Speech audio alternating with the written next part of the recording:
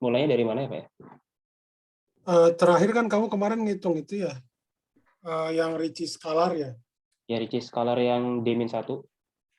Ya, D-1. Yang D juga nggak apa-apa. Yang D-nya sudah di sini. Ya sebelumnya Kretschmann, terus Kretschmann selesai Oke. ke sini. Ini yang untuk metrik yang saya pakai sebelumnya. Oke, ya. Ini untuk yang R-nya. Tapi yang untuk D-1R-nya itu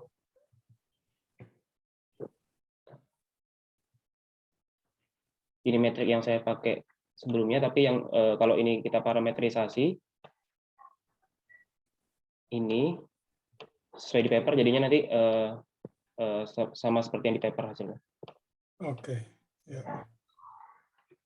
Ini sudah, kemudian ke mencari solusi persamaan Gross-Pitevsky. Nah, kemarin itu sebenarnya ada persamaan yang di skip sebenarnya di sini itu yang persamaan 3 kalau di paper. Di sini persamaan 70. Jadi ya jadi ini Hamiltoniannya. Nah, ini saya belum turunkan gitu. Bagaimana dapat seperti ini. Saya juga belum terlalu paham bagaimana cara menurunkannya. Jadi sementara saya pakai dulu untuk menghitung untuk menentukan ini fungsional yang divariasi, kemudian dapat persamaan Gross-Pitevsky dan solusinya. Jadi nanti fungsionalnya itu ini, yaitu Hamiltoniannya, kemudian nanti ada Lagrange multiplier-nya itu suku ini persamaan 72. Kemudian kalau digabungkan persamaan ini jadinya seperti ini. Seperti ini. Dan saya misalkan suku yang di dalam kurung ini sebagai F. Nah, kemudian F inilah yang akan ditentukan berapa fungsinya agar integral ini optimum. Pertama-tama saya variasikan dulu terhadap LR sesuai dengan yang di paper itu. Maka nanti saya gunakan persamaan Euler-Lagrange itu jadi seperti ini persamaannya, Pak. Kemudian dioperasikan aja do F do L aksennya. Di sini 0 karena fungsional F ini itu tidak bergantung pada L aksen terhadap L aksen ya. Karena ini juga 0, karena ini 0, itu turunannya 0, maka ini juga pasti 0. Jadinya dapat persamaan seperti ini, persamaan 75.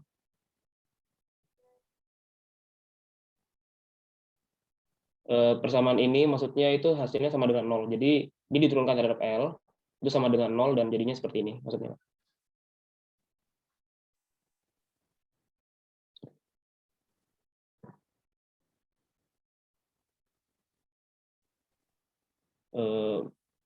Maka diperoleh ini. Anda ada komentar nggak, Di?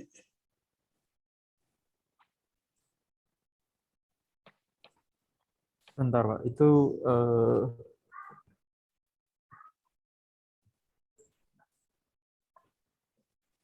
bentar. Menerapkan Euler-Lagrange ya, 74. Iya, Pak.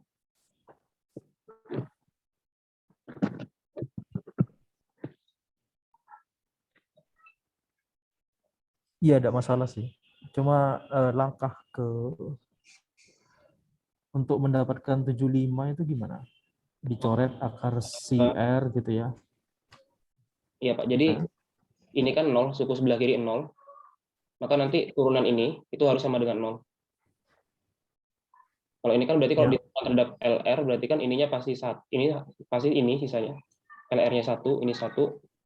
Jadi ini FD-1R harus dipastikan tidak mengandung L dan L prime. iya, Pak. Kalau D-1R, D-1R-nya sendiri itu sebetulnya dia nggak bergantung pada L dan L prime sih sebetulnya. Sesuai persamaan 69. Jadi harusnya sih F-nya juga tidak bergantung. Ya, that's true. Oke. Ya, fully geometric. kemudian dapat 76 gimana?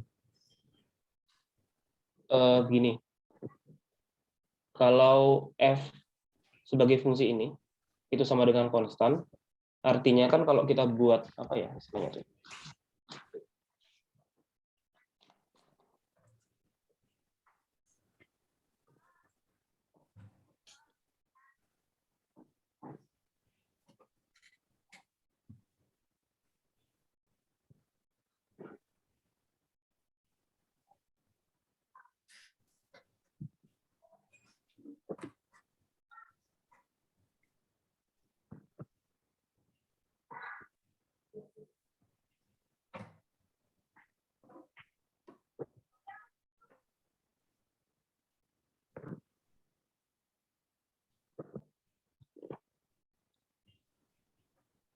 Oh, untuk persamaan 76 ini sebetulnya saya dapatnya dari kesimpulan di paper sih, Pak. Kalau untuk secara intuisinya saya masih belum ngeh gitu.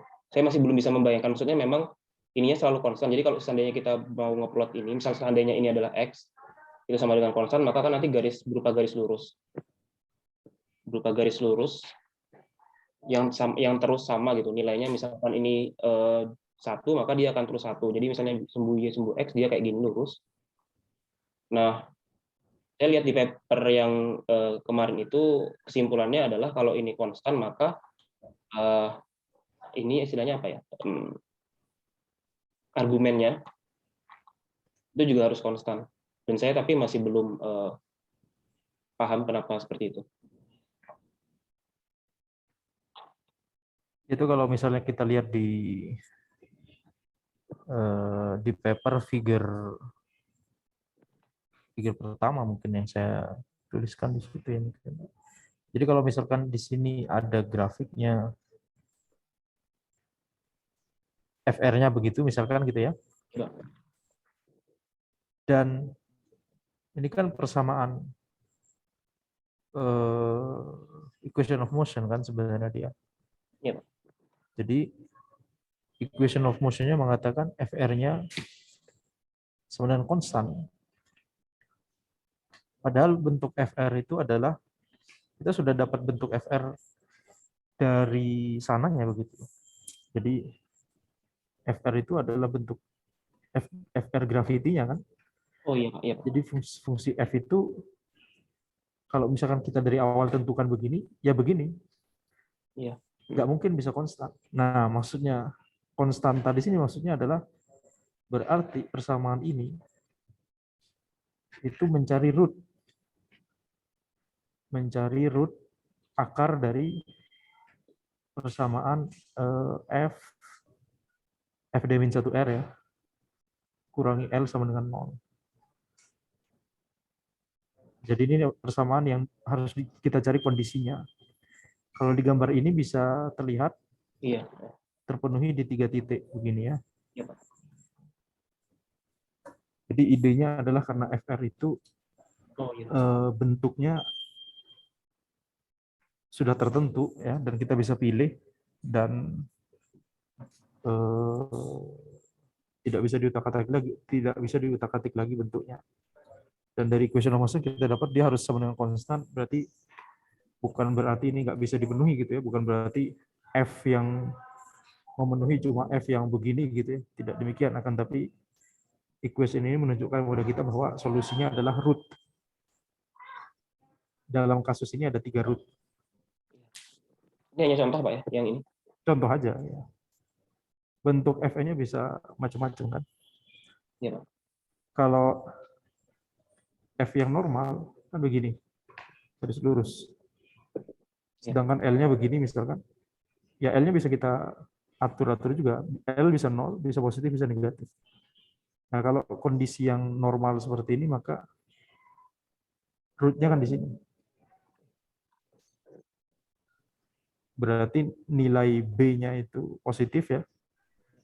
Nilai B positif itu menunjukkan dia de Sitter. Dan itu kondisi yang normal gitu ya, ketika gravity-nya itu Einstein gravity, bukan FR gravity secara umum. Einstein gravity kan FR-nya linear begini. FR sama dengan R. Gitu kan? Ya. Ya oke. Ya. Jadi itu argumennya untuk persamaan 76. Ya. Terima kasih Pak. Kemudian kita substitusi persamaan 69 ke persamaan 76. Jadi persamaan 76 ini kan dapatnya ini D1R itu B, roots-nya tadi yang sudah dijelaskan roots-nya itu akan nanti dimasukkan ke persamaan 69 yang ini sama dengan B. Kemudian kalau itu disubstitusi dimasukkan dapatnya seperti ini. Kemudian saya tulis bentuk persamaan ini itu seperti ini, seperti yang di bawah ini. Si aksen ini saya tulis dalam bentuk seperti ini sama dengan olah. Kemudian untuk menyelesaikan persamaan ini, untuk mendapatkan aksinya, solusi dari metriknya, maka metode yang saya pilih itu saya coba kalikan persamaan ini. Ini kan bukan persamaan eksak, Pak. Sebelumnya bukan persamaan eksak, dia tidak memenuhi syarat persamaan diferensial eksak itu. Cara saya secara supaya ini eksak, saya kalikan dengan suatu pengali kedua ruas ini. Saya kali dengan U ini faktor pengalinya, maka dapat persamaan 78. Nah, kemudian kalau persamaan 78 ini sudah eksak. Kalau dicek nanti turunan ini terhadap R itu sama dengan turunan ini semua terhadap Xi. Gitu. Kalau sudah eksak maka bisa diselesaikan pakai metode penyelesaian diferensial eksak. Gitu. Seperti itu sih Pak, idenya seperti itu. Maka nanti diperoleh dapatnya seperti persamaan 80.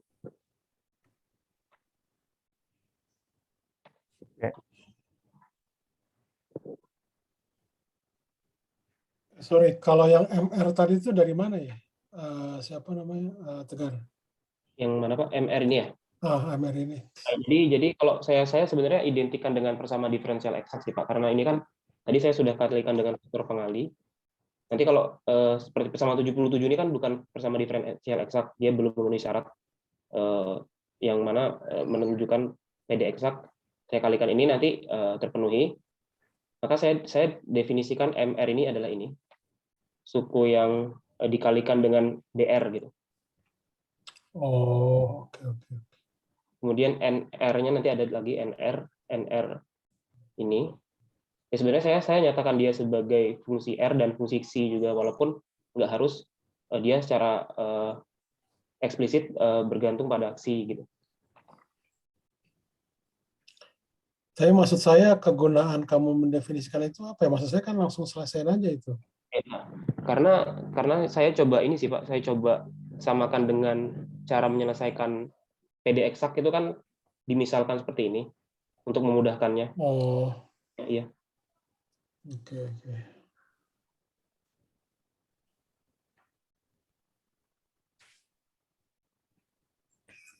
Iya, enggak masalah sih, asalkan hati-hati aja ngerjainnya.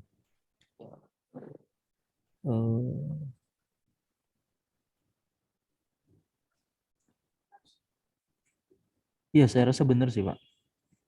Oke. Lanjut. Ke bawah, nah itu dapat CR-nya begitu ya. Ya, persamaan 80-nya.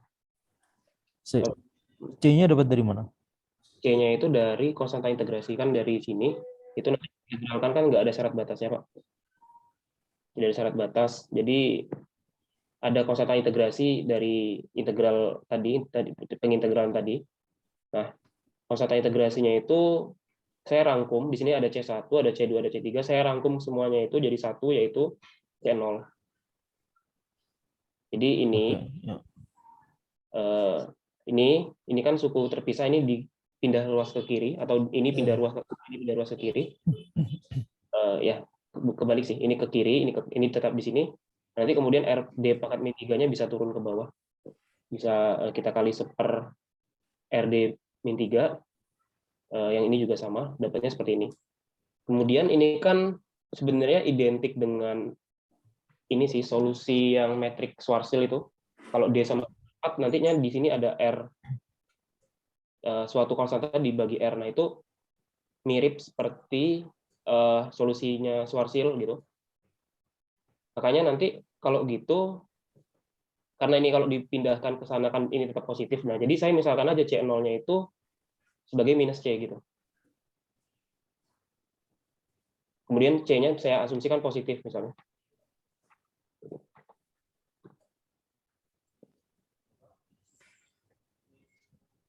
Dan lanjut. Ya. Jadi persamaan 80. Kemudian tadi dari persamaan 80 diperoleh dari persamaan fraksi yang pertama, ya variasi terhadap LR tadi. Kemudian untuk yang menentukan, ini kan udah ketemu yang bagian ini, metriknya ada ini. Kemudian nanti ada yang LR-nya kita belum dapat gitu. Yang LR-nya belum dapat, nah cara mendapatkan LR-nya itu, solusinya itu dengan memvariasikan persamaan 73 tadi yang persamaan 73 itu yang ini, ya memvariasikan F-nya ini, yang tadinya terhadap LR, sekarang terhadap CR. Saya turunkan seperti ini, sama metodenya sama, pakai persamaan Euler-Lagrange. Tapi di sini sebenarnya agak sedikit rumit karena kedua ruas ini tidak ada yang nol gitu, karena ada mengandung C prime dan C juga. Saya turunkan dulu yang ini, dapatnya seperti ini. Yang persamaan 73 tadi saya turunkan, dapatnya seperti ini. Kemudian do F do C prime-nya saya turunkan, dapatnya seperti ini. Kemudian ini saya turunkan terhadap R, dapatnya seperti ini. Kemudian saya gabungkan, dapatnya persamaan 82.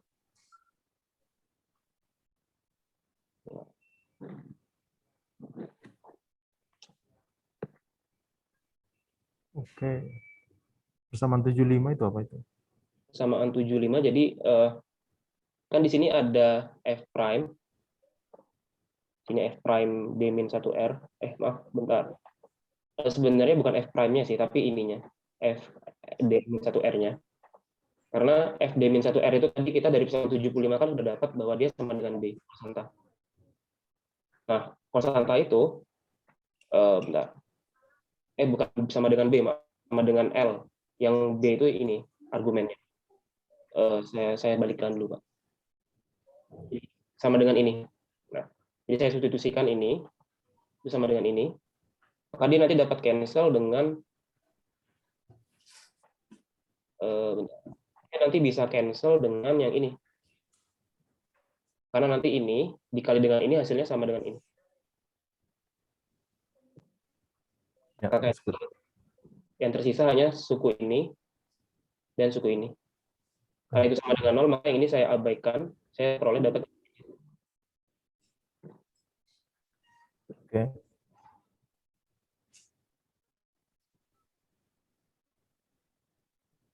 Karena tadi kenapa? Oh ya, sampai sini Pak, bagaimana? F prime itu terhadap R ya, terhadap R kecil ya. F prime yang ini itu terhadap argumennya. Oke, terhadap argumen. Kemudian karena tadi kita tahu bahwa ini tuh konstan, maka kalau dia kita turunkan terhadap R, dia pasti 0 gitu. Apalagi turunannya dia prime-nya terhadap R. Jadi itu persamaan itu dievaluasi pada akar berarti ya? Iya Pak. Sebentar. Karena df prime per dr sama dengan 0.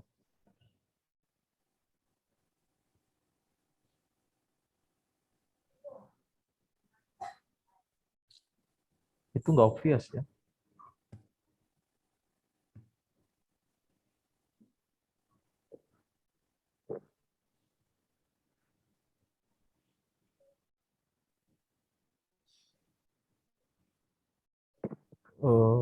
Sebentar. Ya, saya paham itu dari persamaan itu kan tadi. F D-1R sama dengan R kan. F D-1R itu sendiri kita turunkan terhadap argumennya berarti F prime. Ya. Kemudian kita turunkan terhadap R. Ya.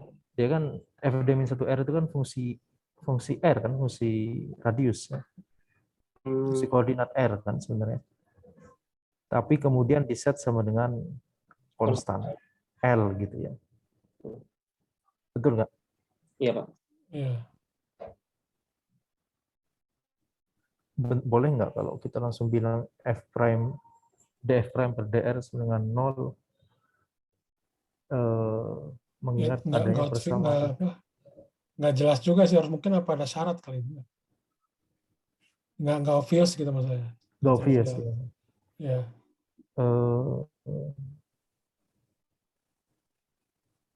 Sebenarnya kalau menurut saya sih Pak, karena tadi kita sudah misalkan ini kan benar yang kata Pak Bobi tadi, ini tuh kita ngitung di akarnya Pak, di roots-nya.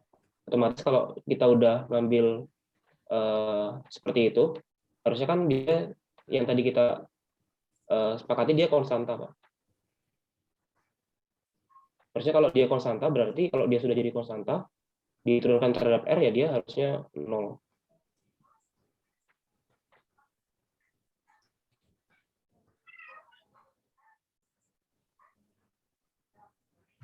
Ya, saya lupa dulu argumennya gimana.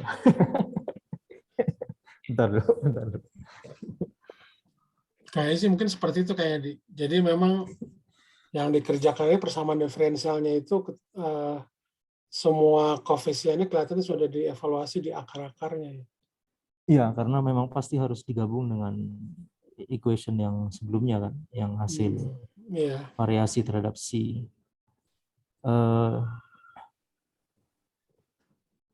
Nah, cuma mungkin nggak sebol ini gitu. Anyway, tapi kan oh ya ini diturunkan.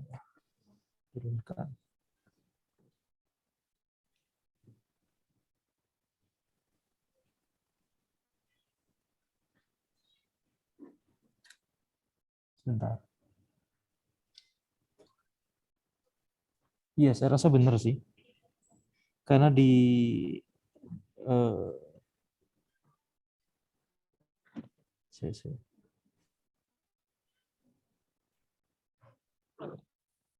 kita harus hati-hati karena terlalu banyak functions di sini.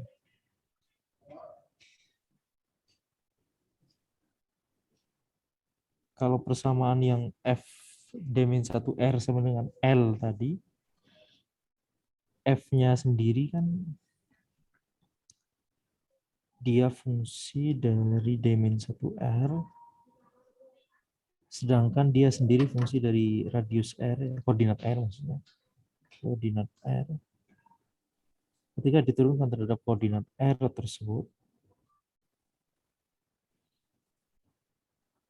well defined nggak maksudnya persamaan ini?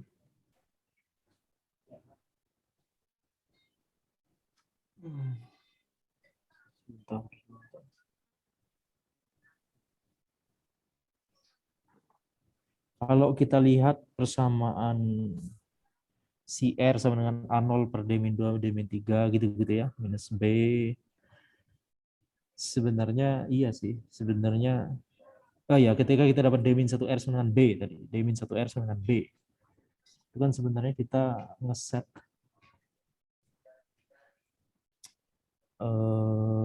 D-1R-nya sendiri fungsi R kecil, B-nya sendiri konstanta gitu ya. Ya. Jadi itu kalau saya turunkan terhadap R misalkan, iya sih, memenuhi sih. D-1R per DR kecil sama dengan 0 gitu, karena B-nya sama dengan turunin terhadap 0, terhadap R jadi 0. Ya oke. Ya that's fine. Saya rasa sih aman sih. F prime per DR sama dengan 0. Lanjut dulu. F prime sendiri dia tidak 0, tapi maksudnya konstan gitu. Konstan ya. F prime per DR sama dengan 0. Sama kalau kita ambil juga untuk misalkan yang linear kan dia konstan di. Iya. At least itu aja dulu. 1 kalau di.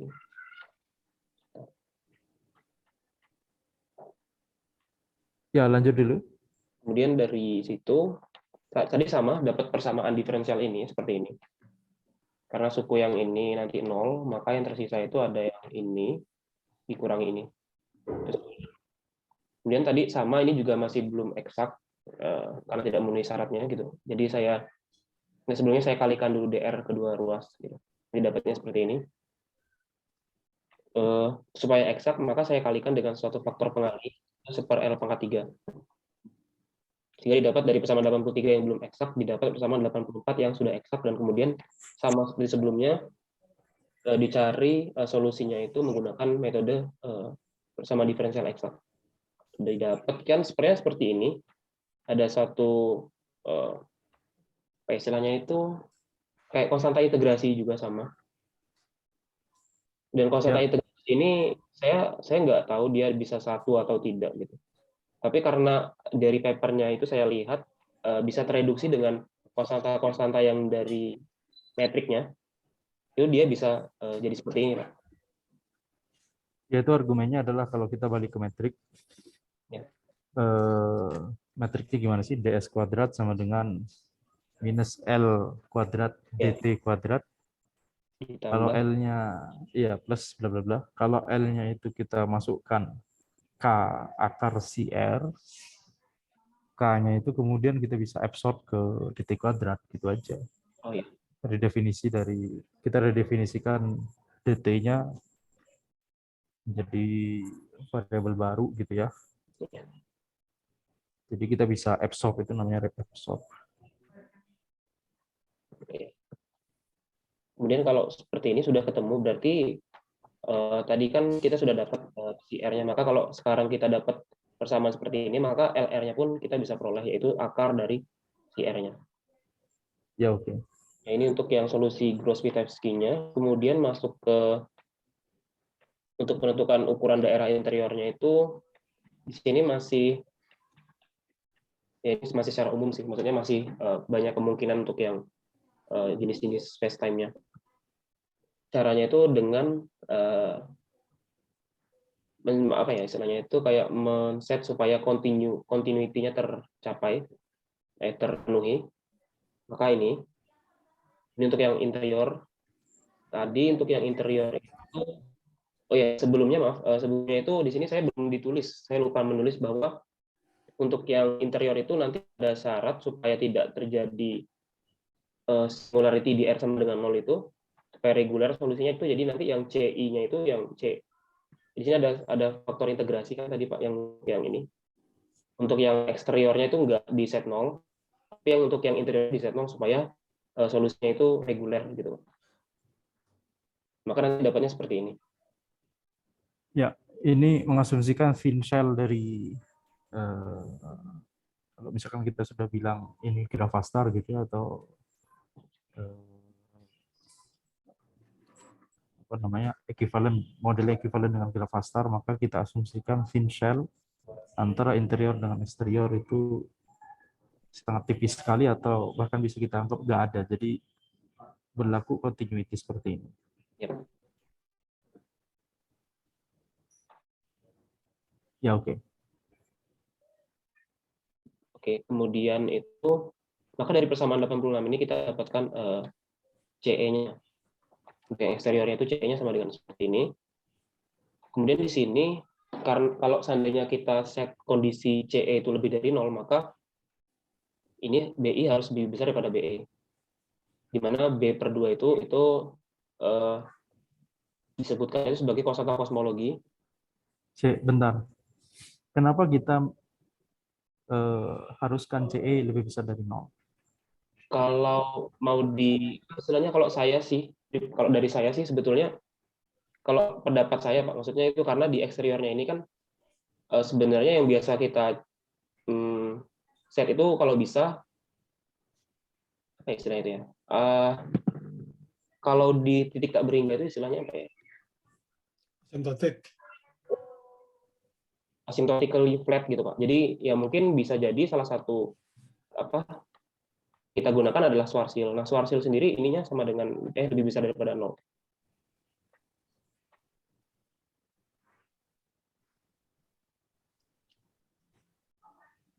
Sorry, ini B di sini, B maksudnya B yang mana nih? Ya, Pak, yang ini ya. Harusnya ini BE yang di ruas kanan. Yang ini ya Pak. Iya, iya itu B-nya itu B yang mana? Yang ini tegar. Yang ini ya. Oh, kalau yang B ini bukannya B interior dan eksterior ya Pak.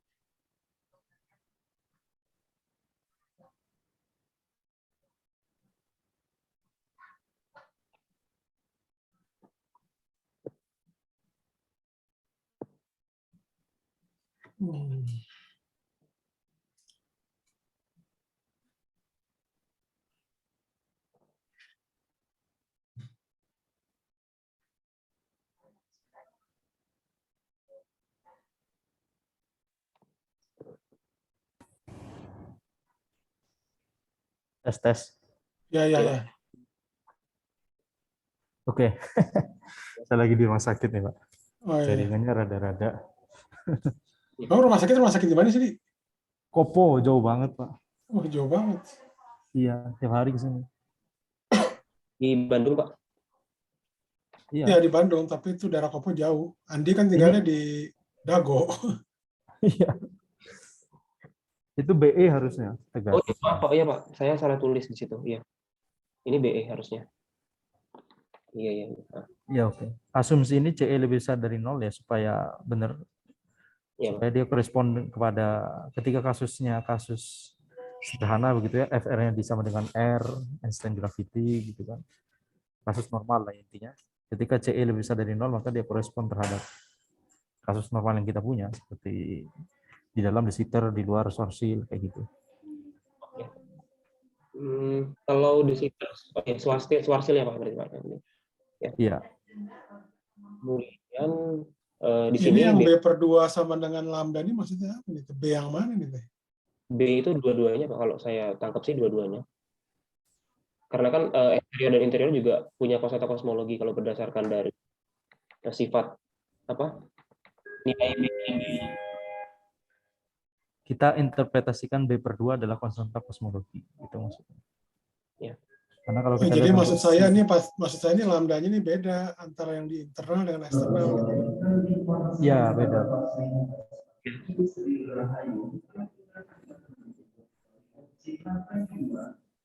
Oke. Lanjut. Lanjut. Maka kalau begini berarti syaratnya kan B lebih daripada BE. Maka kalau seandainya di si BI-nya itu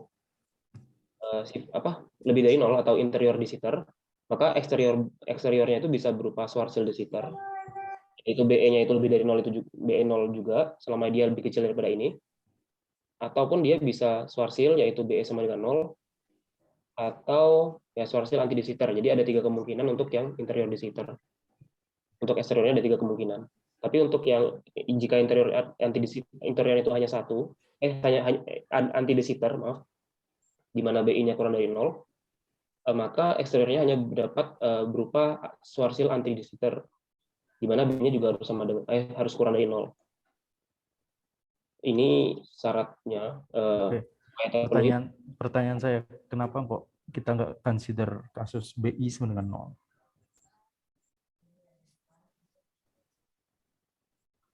Kalau BI sama dengan 0 nanti BE bisa kurang dari 0. Bentar. Ya, maksudnya kenapa nggak kenapa nggak kita tulis ini kurang dari sama dengan 0 gitu? Biar lengkap gitu. Kalau misalkan sama dengan nanti terpenuhi ada sama dengan 0-nya, bukannya itu nanti jadi Schwarzschild ya Pak? Interiornya. Interiornya Schwarzschild, yakin?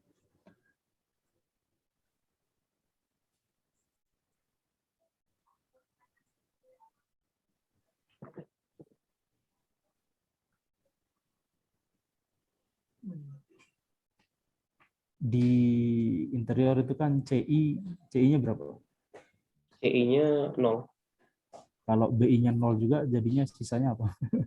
Tinggal A D-1, D-3. Sisanya konstan, nggak menarik ya. Ya. It's a boring situation. Ya. Oke, lanjut. Kemudian ini sih sebenarnya Pak yang jadi untuk ini mungkin ada di literatur, mungkin bisa karena saya bacanya ada di tag di situ. Makanya untuk yang masa komarnya di hingga itu untuk kasus Schwarzschild de Sitter dan Schwarzschild anti de Sitter itu sama, maka nanti bisa dipakai ini. Kemudian sebentar. E infinite itu apa ya? Infinite itu energi di pengamat ya, energi yang dilihat diamati pengamat di luar. Oh, maksudnya infinite itu ruas kanan itu maksudnya masa komar gitu ya. Ya. Ya. Ini bentuknya seperti ini, jadi saya langsung pakai saja. Saya juga tidak lihat lagi. bagaimana penurunannya atau bagaimana memperolehnya gitu. Kemudian Ya nanti dulu itu. yang jadi masalah di sini itu adalah Itu bagian susahnya ya sebenarnya. ya sini sebenarnya Sama bagian nyari sosial. sama persamaan 87 itu kenapa kok bisa begitu? Ya, sama. Ya kan? Ya, Pak. Oke, lanjut dulu.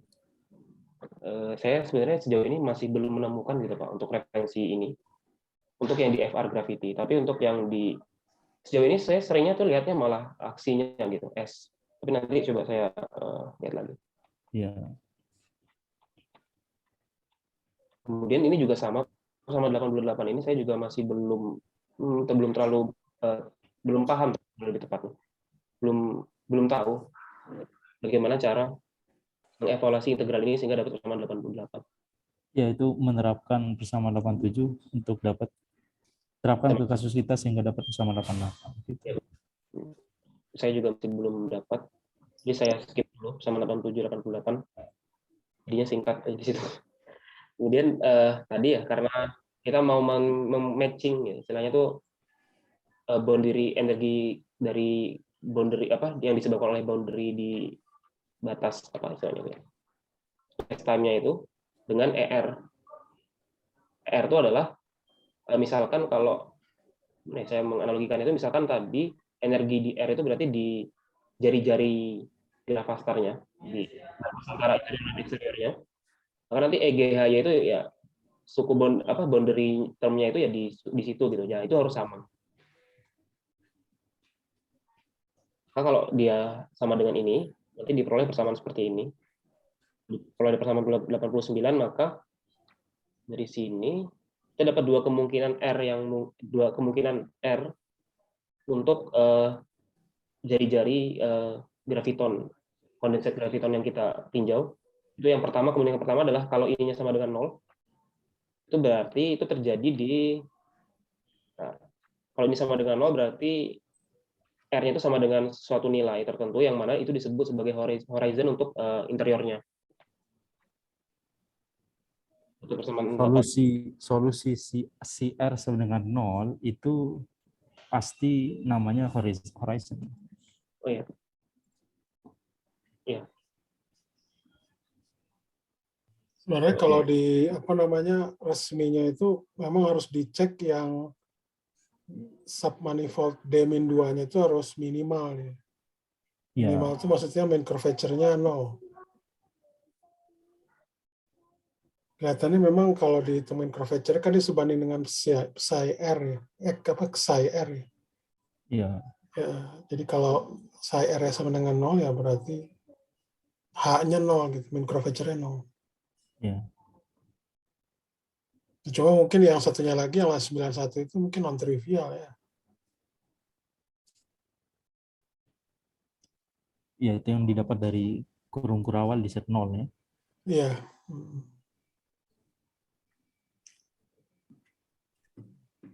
Oke, lanjut Tegar.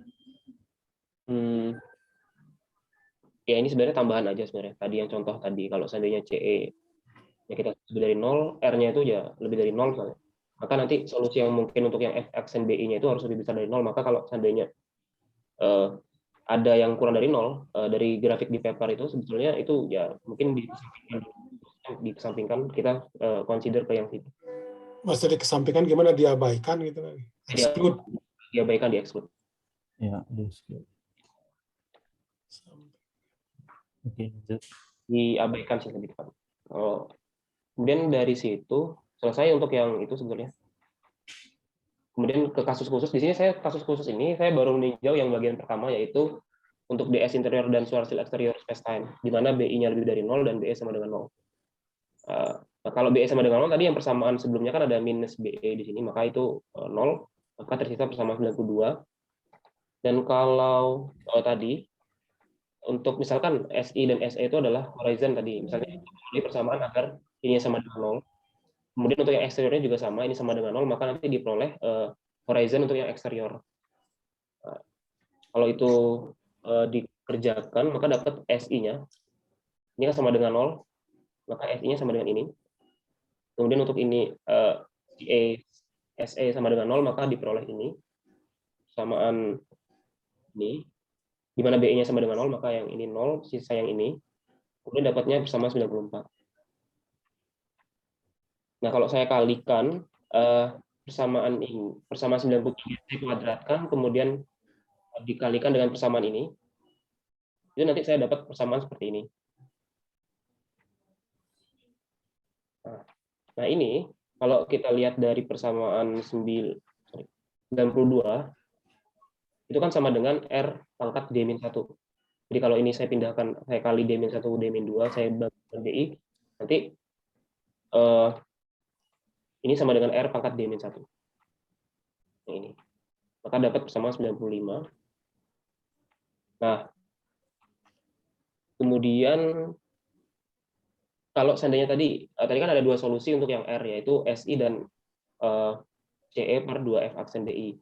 Nah, kalau saya misalkan ambil untuk kemungkinan pertama, yaitu nilai R yang sama dengan SI, maka nanti persamaan yang SI-nya jadi saya substitusi jadi R, seperti ini, dan saya dapatkan bahwa SE pangkat D-3 itu sama dengan R pangkat D-3, sehingga SE-nya juga sama dengan R.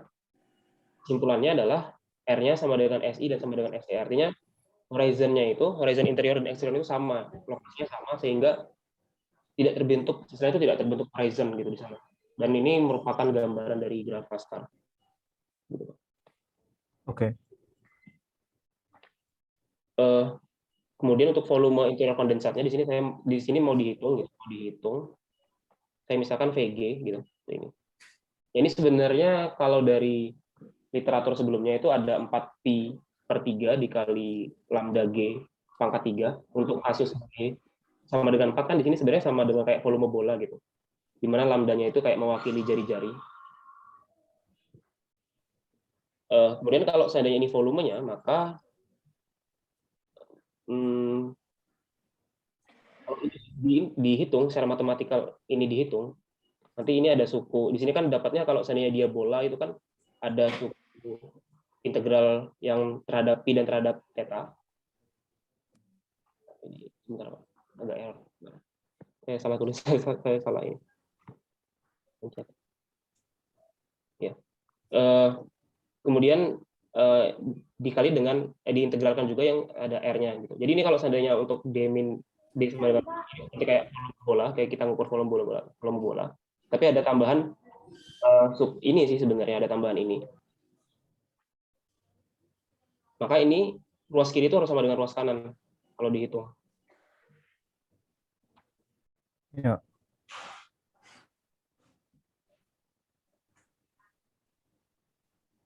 Terus? Ya.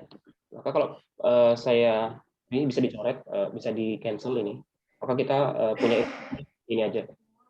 Nah, kemudian kalau dari sini saya ingin coba mengarahkan gitu. Bagaimana menyelesaikan persamaan 97? Kalau di kasus D sama dengan 4 sebenarnya ini bisa dihitung gitu secara langsung pakai ya dengan mengganti variabel gitu. Nantinya dapat itu berupa persamaan apa ya? Kalau saya lupa bentar. Seperti ini. Saya kemarin juga coba sebelum menghitung ini saya coba menghitung yang ini. Ini terlihat, Pak? Yang ini Terlihat. asendental ya. Jadi nanti diperoleh persamaan seperti ini.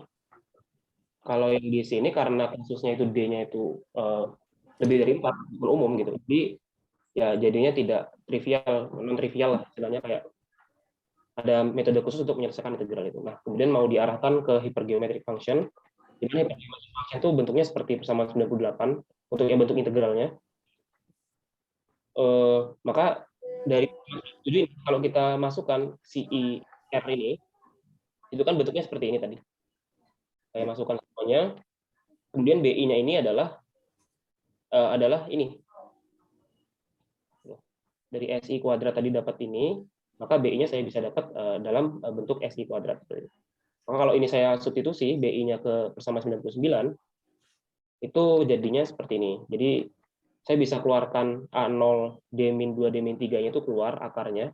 Kemudian ini 1 dikurangi dengan ya ini sisanya. Kemudian karena itu seper dari A0 per akar ini, maka ini bisa saya tulis seperti ini juga.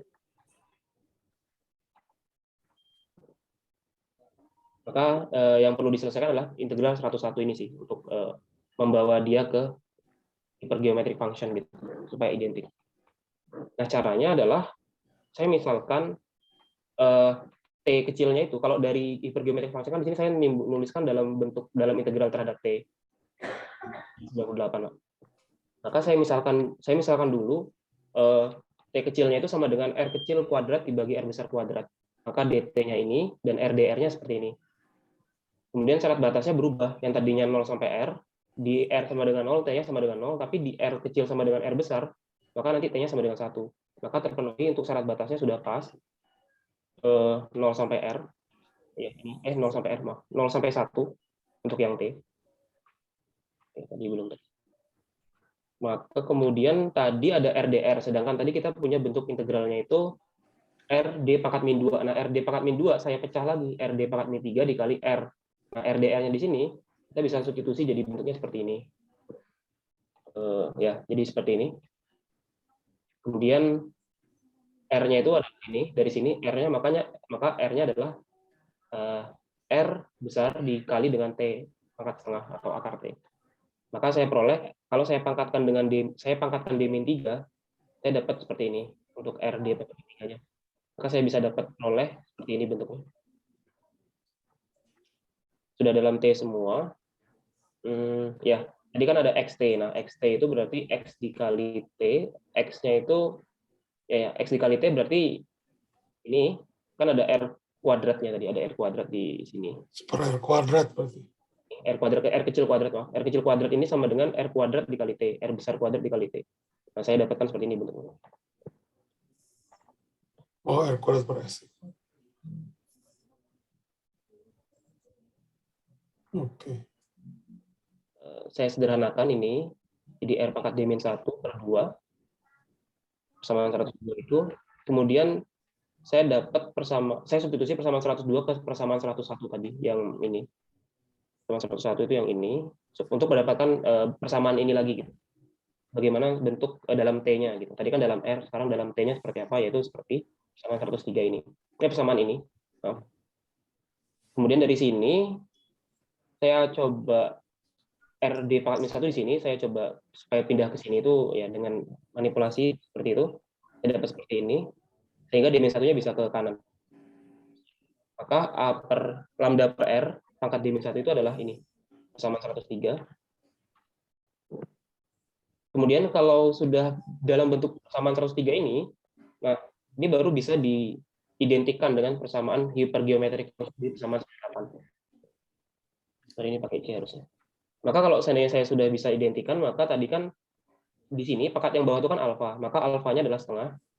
Kemudian T pangkat sekian itu adalah beta pangkat min 1, maka beta pangkat min 1 itu sama dengan D min 3 per 2, sehingga dapat beta sama dengan D min 1 per 2. Kemudian tadi ada suku pengali lagi di sini.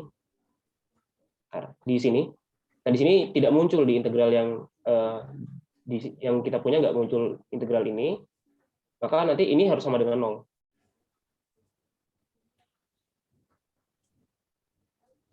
Karena kalau dia pangkat 0 sama dengan 1, berarti dia ya 1 dikali 1 gitu. Maka gamma min betanya itu, min 1-nya harus sama dengan 0, atau gamma sama dengan beta tambah 1. Betanya D min 1 per 2, maka gamma sama dengan D plus 1 per 2.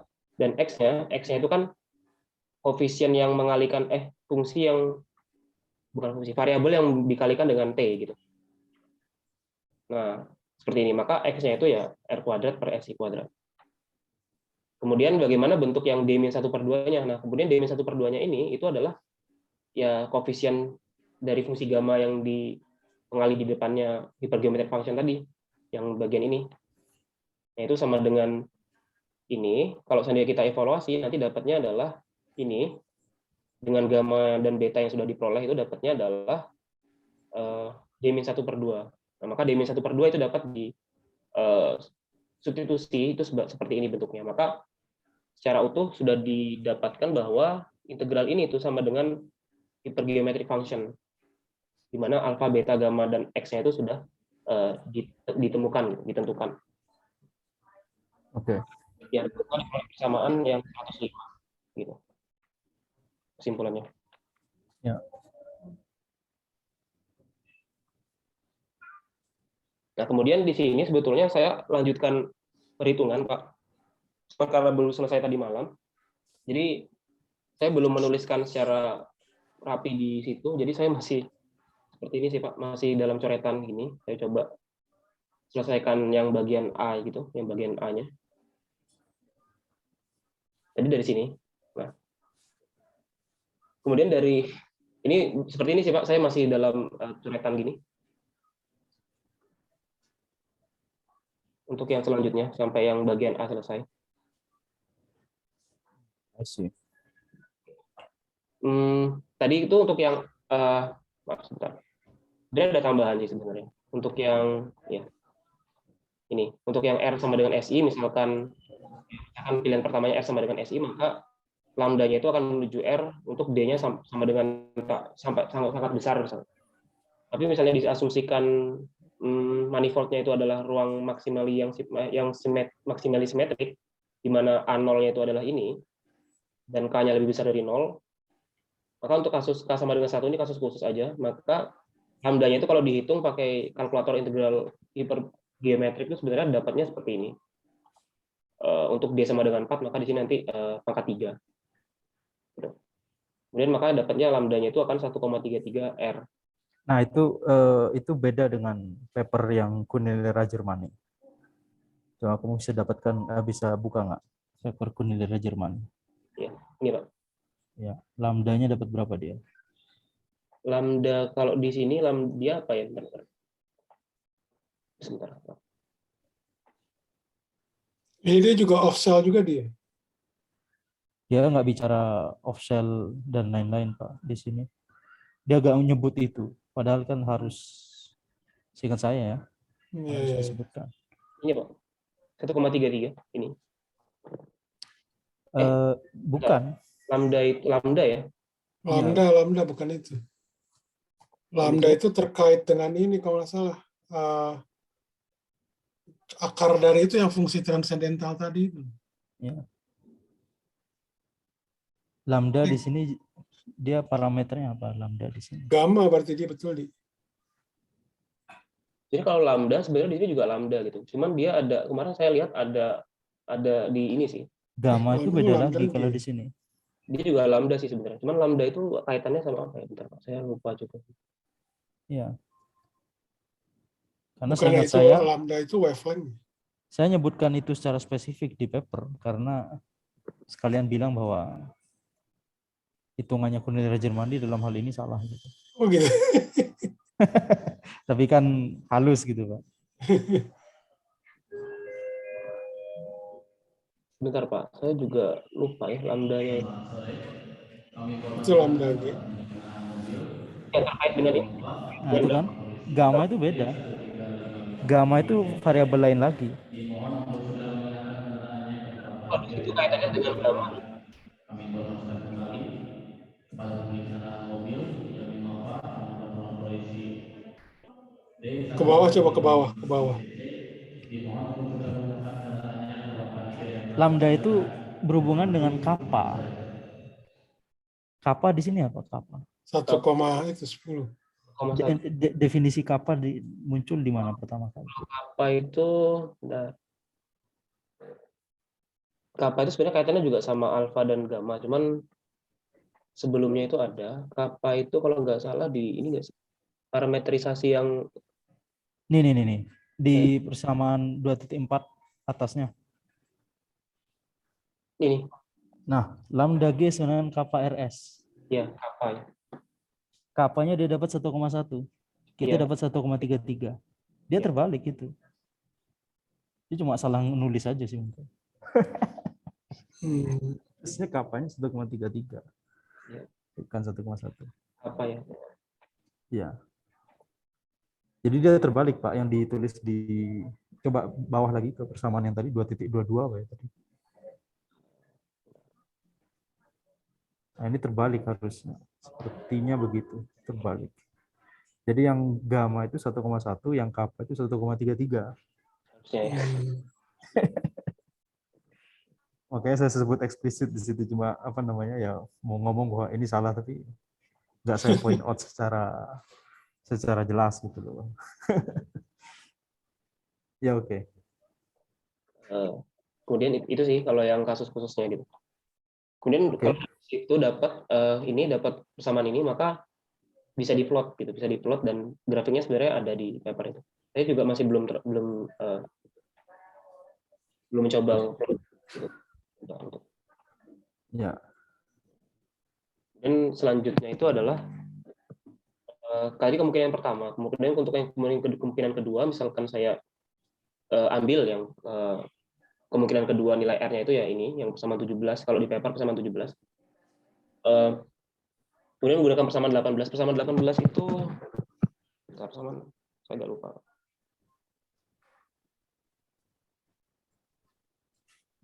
Persamaan 18 itu yang mana ya? Bentar. Persamaan 18 itu yang ini sih, yang apa? Kalau di progress report itu di sini tuh yang ini. Yang ini. Maka kalau itu saya ganti R-nya gitu ya. Ini CE sama dengan ini, di mana R-nya itu sama dengan CE per 2F aksen BI, dipangkat di min 1, saya dapatkannya seperti ini. Karena saya sama seperti ini, sama 20. Kemudian dari sini, di sini sebenarnya kayak, saya juga bingung Pak, di sini sebenarnya dia kayak memaksa ya Pak, untuk membuat, melarang terbentuknya horizon gitu. Ya. Ya, jadi di setnya ya supaya seperti itu ya SE-nya harus kurang dari atau sama dengan R gitu. Karena kalau lebih besar kan dia terbentuk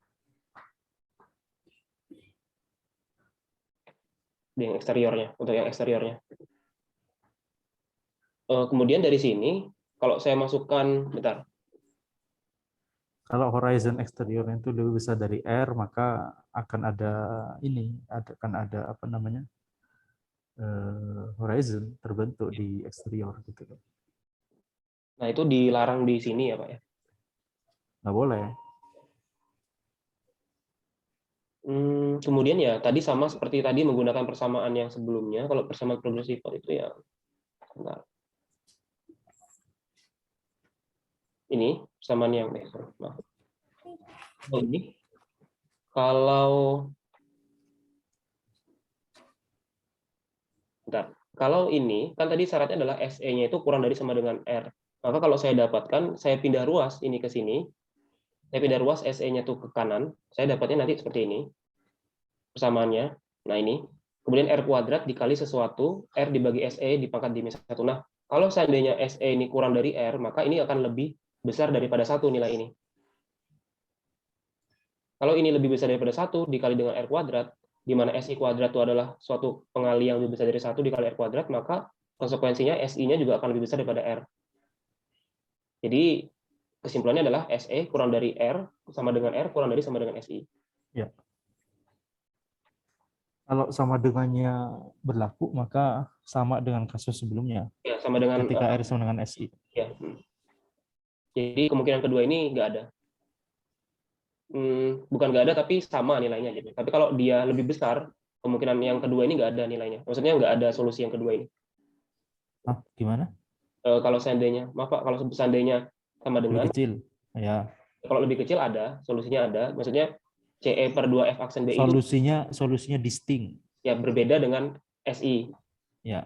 Tapi kalau sama dengan dia sama, kalau lebih besar dari sama dengan tidak ada gitu. Oke. Ya. Bukan tidak ada, tapi tidak kita inginkan. Ya, tidak diinginkan. Karena berarti terbentuk horizon. Terbentuk horizon Pak, ya Pak. Ya, solusinya bisa jadi ada tapi kita nggak consider itu. Supaya karena kita mau jadi kayak kita merestrik pada sebagian region saja gitu.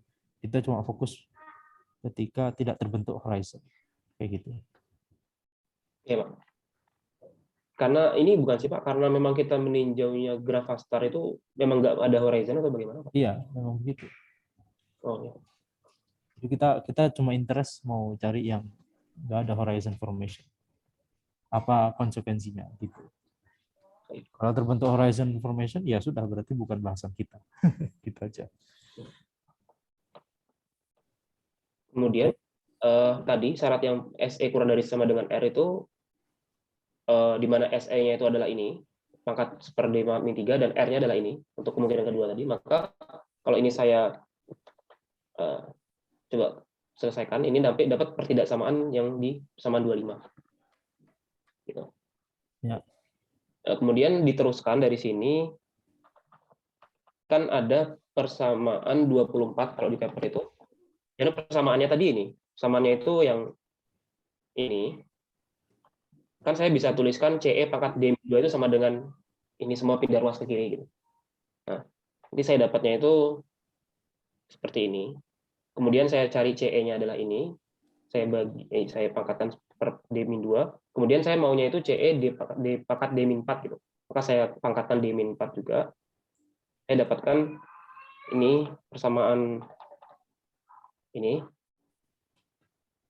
Kemudian ini saya substitusikan ke pertidaksamaan sebelumnya, ke pertidaksamaan yang ini 25. Ya, lanjut. Terus saya dapatkan persamaan ini, kemudian saya olah lagi, saya coba tulis lagi bentuknya itu supaya sama dengan persamaan yang ada di pertidaksamaan yang ada di paper itu yang ini, di mana F aksen BI itu kurang dari sama dengan ini. Artinya ini tuh dia tuh syaratnya dia tuh harus kurang dari atau sama dengan ini, harus sama dengan yang ruas kanan ini supaya tadi solusi yang R yang kedua tadi itu berbeda dengan yang SI. Nah, maka kalau seandainya dia itu kurang dari atau sama dengan itu, maka kita bisa simpulkan bahwa ini tuh adalah nilai maksimalnya dari F aksen BI. Maka ada persamaan 26 gitu. Oke. Ini penjelasan sih sebetulnya, penjelasannya. That's good. Ya, oke. Ya, kalau seandainya nanti persamaannya itu terpenuhi, maka mungkin R itu nilainya adalah ini yang mana dia beda dari SI gitu. Tapi kalau dia kurang dari maka syarat ini terpenuhi yang ini kurang dari R dan SI. Tapi kalau saturasi di mana dia sama dengan, artinya ini sama dia CE per 2 F aksen B itu sama dengan SI. Sehingga solusinya identical ya. Ya, solusinya identik. Kemudian kalau tidak terpenuhi maka ya ini sih tidak mungkin untuk R itu punya nilai R sama dengan ini, sehingga nilai yang paling mungkin hanya ini. Ya, oke. Yang ditinjau oleh ini maksudnya. Ya. Kemudian kalau D sama dengan 4, maka F aksen BI maksimumnya itu kan kalau seandainya sini itu sama dengan, berarti kan F aksen BI maksimumnya itu sama dengan ini, maka kalau D-nya sama dengan 4, di mana A0-nya itu K dikali D-2, D-3, maka nanti dapatnya itu seperti ini, K per 2. Jadinya nilai F aksen BI maksimum ini untuk D sama dengan 4 itu tidak bergantung nilai BI-nya itu berapa gitu. Maka nilainya akan selalu K per 2. Tapi kalau seandainya D-nya lebih besar dari 4 dan nilai K itu sembarang, F aksen BI itu akan secara monoton dia turun menuju 0 untuk BI-nya menuju tak hingga, sesuai dari persamaan tadi. Yang ini, kalau BI-nya tak hingga, menuju tak hingga, maka ya F aksen BI maksimumnya akan menuju 0. Sebenarnya masih belum terlalu mendalami juga konsekuensi ini, maksudnya untuk yang ini. Kemudian untuk yang kalau seandainya kita bekerjanya di FR gravity, untuk yang ordinary gravity, di mana FR-nya itu sama dengan R dan F aksen BI-nya itu sama dengan 1 untuk semua nilai BI, dan meninjau kasus D sama dengan 4, maka pertidaksamaan tadi itu hanya terpenuhi kalau K-nya lebih besar daripada 2 gitu. Tapi kalau K-nya itu kurang dari 2, dia tidak terpenuhi. Artinya ya untuk D sama dengan 4 itu untuk ordinary gravity dia nggak ada solusi yang kedua tuh nggak ditinjau gitu. Yang R sama dengan CE itu, CE per 2 F aksen BI.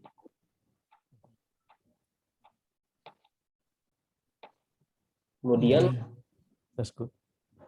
Ya. Kemudian untuk yang kasus misalnya tadi itu sudah, kalau dia tidak terpenuhi maka yang mungkin hanya ini yang ditinjau gitu. Nah, termasuk salah satunya itu kasus K sama dengan 1 itu kan termasuk dari K kurang dari 2. Nah, untuk K sama dengan 1 di mana M-nya itu ini SD-2, maaf, ini SD-2. ketidaksamaannya kan tidak terpenuhi, maka ya kita tidak bicara R-nya yang pemohon kedua itu tidak kita bicarakan gitu, karena tidak kita tinjau. Maka sebenarnya menarik sih Pak yang di sininya gitu. Ternyata kalau ternyata ada sesuatu yang bisa dipelajari gitu kalau D-nya lebih besar dari 4 gitu.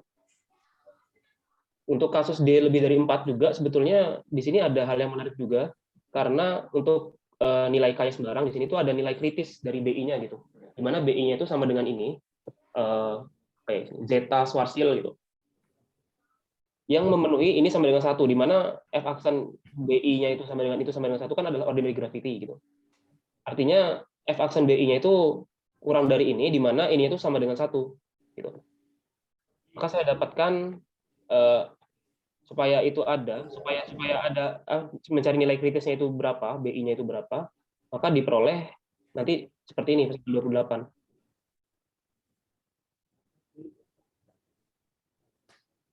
Itu nilai kritis.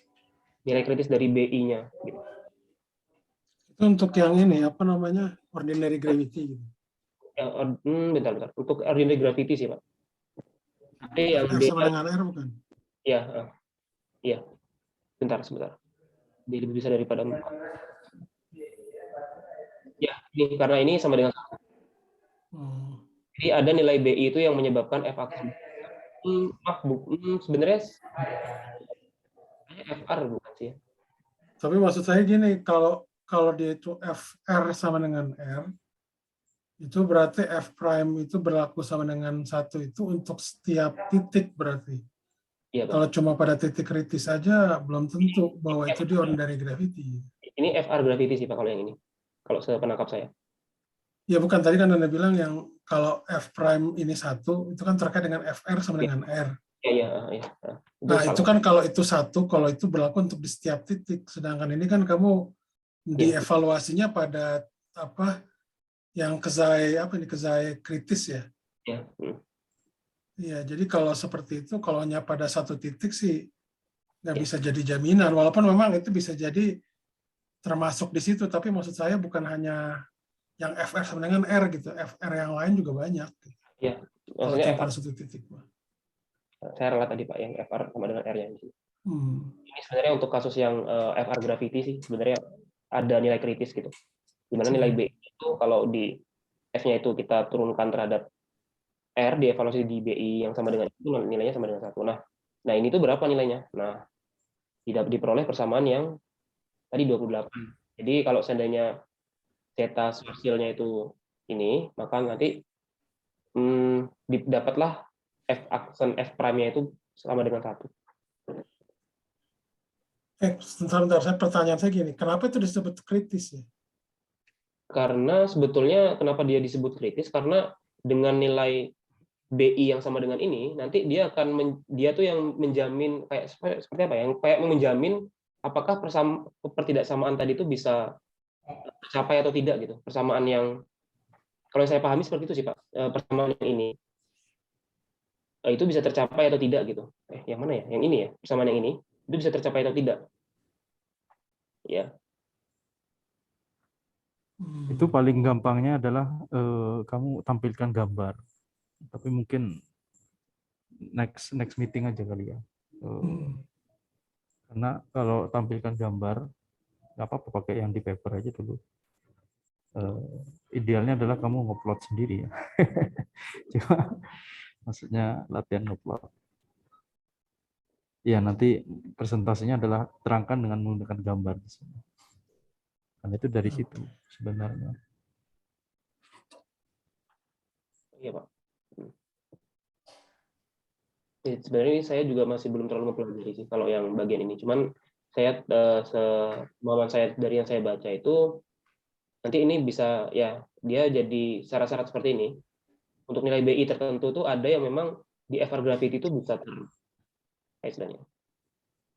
terpenuhi ketidaksamaan tadi gitu.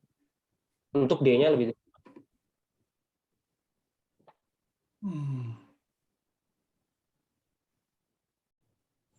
Nah, coba ke paper tadi gambarnya. Nah, ini kita lihat ya. Kalau di sini Ini kan berarti ada 2 titik. Yang gambar tengah, kita lihat gambar tengah. Kurva kuning berarti D sama dengan 7. Ini kan berarti ada titik di sebelah kiri dan titik sebelah kanan. Iya, Pak. Begitu pula yang hijau. Iya. Kita bisa bayangkan ada kurva yang dia nyentuhnya cuma 1 titik doang dengan garis hitam. Betul nggak? Iya, Pak. Ya, Itulah ya. yang saya sebut dengan critical point. Jadi ya ini tinggal Itu dipikir. jadi itu nyentuhnya cuma 1 titik aja kan ya, bukan di setiap Iya. titik kalau seperti itu.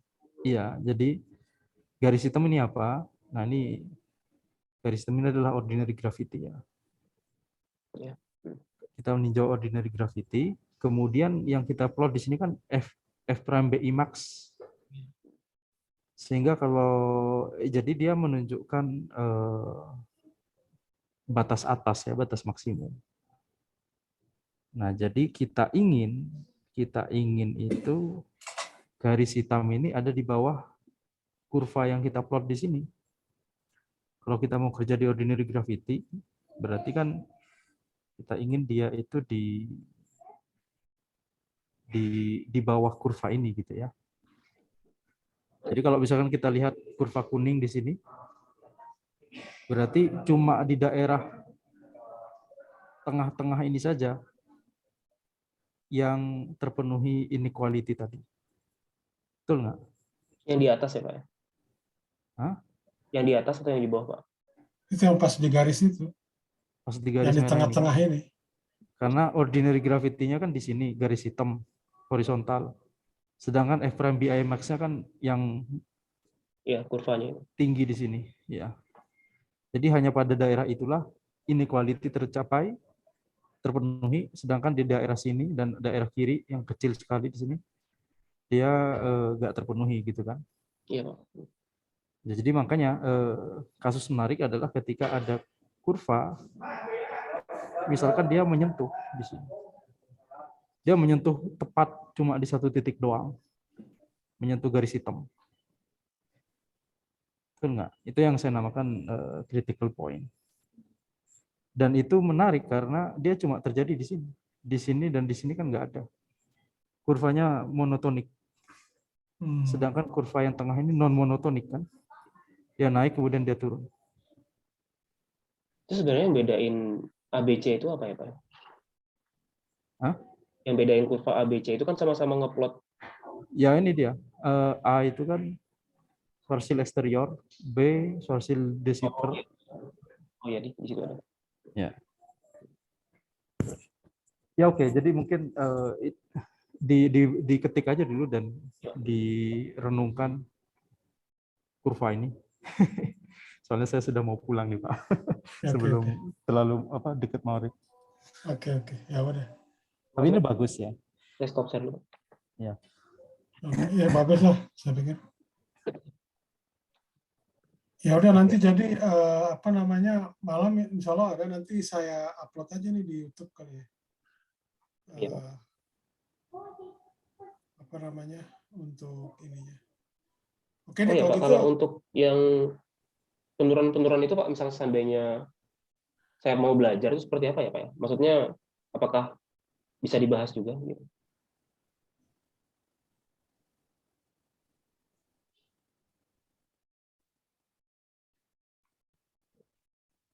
Halo tes. Ya Pak. Penurunan apa yang dimaksud? Persamaan yang 3 Hamiltonian itu sama yang Gibson-Hawking-Young boundary term itu Pak. Ya itu pakai aja paper yang tadi, kemudian lihat di literatur yang disebutkan di situ kan pasti ada ini, ada hint. Kalau yang Hamiltonian itu ya ADM formalism.